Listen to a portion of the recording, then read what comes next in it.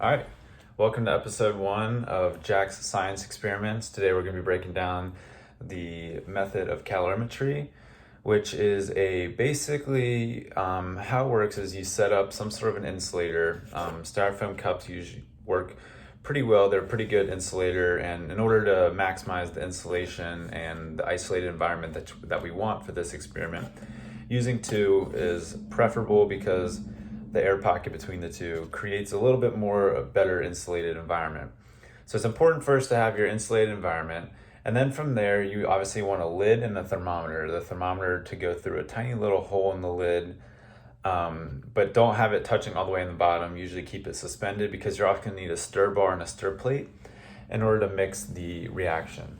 So once we have our calorimeter set up, in basic how it works is you would set up any type of solution that you want, any type of reaction, and you would first always remember very important safety tip. You want to always add your acids.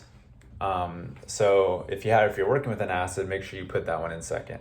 So first you put in your first solution.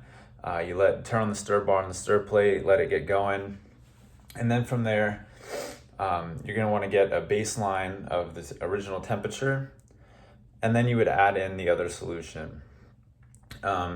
And then make sure the lid is on while that is going. Keep the temperature and all the heat inside contained in this insulated environment, so we can track the difference between the temperature originally and temperature after, and also during, so we can plot that to see if certain things are exothermic or endothermic.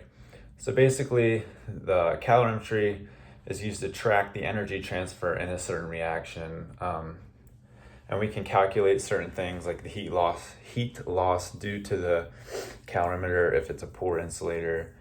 We can keep track of certain things like that in order to get a more accurate depiction of how much energy is gained or lost. Some very important safety tips is always handle with your PPE on, so gloves, lab coat, goggles, glasses. That way, with chemicals that you're using, you don't burn yourself or hurt or spill it on yourself or get it in your eyes or anything like that. And make sure that whenever you're handling like your calorimeter, disposing of the waste, make sure you're disposing of it properly how you're supposed to.